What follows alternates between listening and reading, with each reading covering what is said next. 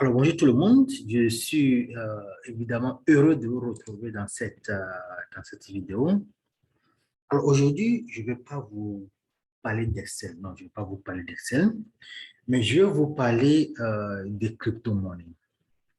En fait, je pense qu'il y a 2 semaines de cela, un frère a proposé à ma femme la vente des crypto-monnaies. Donc, moi, par curiosité, je me suis dit, mais aujourd'hui, pourquoi ne pas faire un tableau de bord pour les crypto-monnaies, un tableau de bord qui est connecté évidemment avec un site où à chaque fois quand il y a évolution, à chaque fois quand il y a des transactions, mais quelque chose qui se passe sur le site, mon tableau de bord doit être actualisé.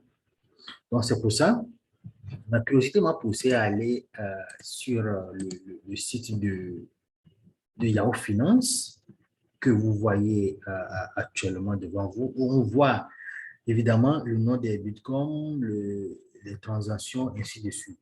Donc, je me suis dit, mais tiens, je peux faire ça. Donc, j'ai essayé de sélectionner 7 crypto-monnaies que j'ai vu que, mais en termes de transactions, les monnaies là en question sont au top.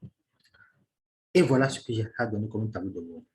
L'avantage ici, par exemple, je prends le volume de transactions. Je prends par exemple, on est en 2022, j'ai enregistré la vidéo le 20 mars 2022. Voilà, je prends par exemple la situation du 20 mars et vous pouvez voir à un instant T, quelle que soit la date que vous allez choisir, pour faire une comparaison pour les transactions. Ici, par exemple, je constate que le Bitcoin est évidemment à la tête ici avec le volume de transactions. Il y a évidemment le pourcentage aussi qui est à côté. Vous pouvez voir aussi que depuis 2000, parce que les données, ça commence depuis 2014, plus précisément le mois de septembre, depuis 2014 jusqu'au 20 mars 2023, 2022 du moins, donc on voit que c'est le Bitcoin qui est en tête en termes de volume de transactions. Alors, quelle que soit la date aussi que vous allez sélectionner, vous allez voir évidemment euh, le cours à l'ouverture, le cours à la fermeture, évidemment. Il y a le volume de transactions qui est encore là. Maximum, le maximum, mais le minimum au niveau des coûts, parce que si on est la bourse, il y a le minimum et le maximum aussi qu'on donne à n'importe quel moment. Donc, ce qui fait qu'ici aussi, par exemple, je sélectionne l'année 2018, par exemple. Voilà la situation au niveau de l'année 2018. Je sélectionne l'année 2020, par exemple. La situation au niveau de l'année 2020. Je sélectionne la situation au niveau de l'année, je ne sais pas, 2014.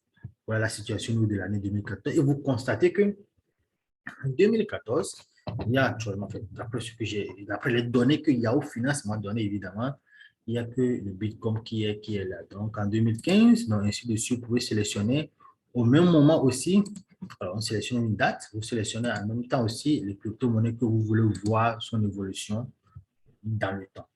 Donc, c'est ça que je voulais vous proposer aujourd'hui. Donc, c'est connecter directement à Yahoo Finance. À n'importe quel moment, nous pouvons faire quoi? Nous pouvons voir la situation des crypto-monnaies. Voilà ce que je voulais vous présenter aujourd'hui. Merci et à la prochaine.